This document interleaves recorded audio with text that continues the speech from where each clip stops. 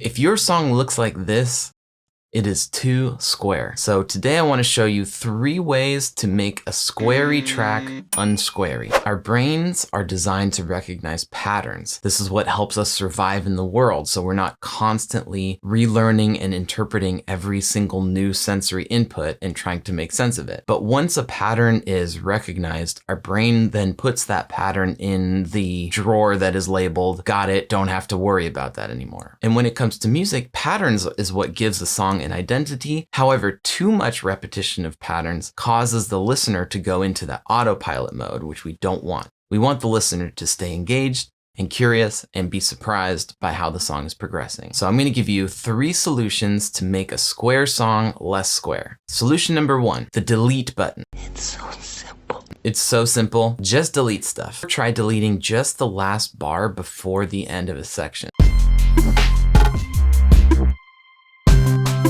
Creating a bit of space before the next section of a song can allow the listener's autopilot to reset. They clue into the fact that that pattern is not there right now, and now they're going to wonder what happens next. You can also try deleting notes inside a MIDI pattern. Simplify the pattern, single out one note and just mute that one note. Or if you have thicker chords, try taking out just the low notes in the chords so you have just the higher register. Delete, delete, delete. Here's a pro tip for you as well. Think about automation in terms of deleting. You might have a reverb send, for example. What if you could delete a part of the reverb return? You can mute it, or you can use a utility plugin to create a little gain dip.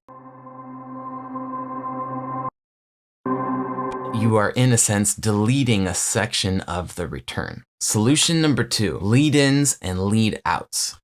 A lead-in will create a sense of transition and moving from one thing to another, which keeps the listener engaged. Kind of like how I just walked into the frame. Instead of having every element begin and end on a downbeat, try having lead-ins or lead-outs that transition between the two. This will ease the movement from section to section. Keep this simple. It doesn't have to be anything crazy. If you just introduce an element 1 bar before it actually comes in that part of the song, then it cues the listener to know, okay, I need to expect something new happening here. Another pro tip, use this method to introduce or reintroduce certain elements in little bursts throughout the song. And solution number 3, voicing changes. Changing the voicing on chords keeps the pattern recognizable, but adds an element of difference and variation to it so that the listener stays engaged. When it comes to MIDI programming, changing voicing is super easy. Just select one or several notes, use the shift up and down arrow keys to shift the note up an octave or down an octave, and you can just play with the voicing this way. I also like to play around with the idea of drums having voicing, like you can think about the order of notes in a drum beat as a type of voicing. You can move things around and see how they sound.